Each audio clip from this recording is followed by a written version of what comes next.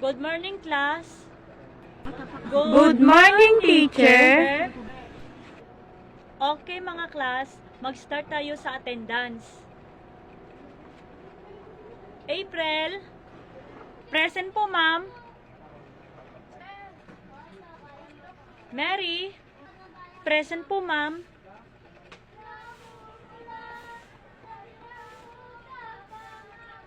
Tricia, present po, ma'am. Rose, present po, ma'am. Okay, mga class, mag-quiz na lang tayo. Yes po, teacher. Number 1. Ano sa English ng Aso. ikaw? April. Dog, ma'am? Very good, April. Ikaw, Mary. Ano sa English ng pusa? Cat, ma'am. Very good, Mary. Ikaw, Tricia. Ano sa English ng kahoy?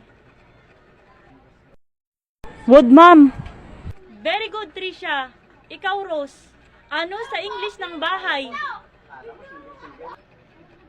House, ma'am. Very good, Rose.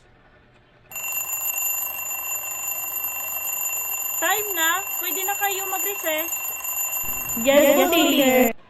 Okay, class. Hanggang topic na lang tayo. Pwede na kayo makauwi. Goodbye, class. Goodbye, teacher. See you tomorrow.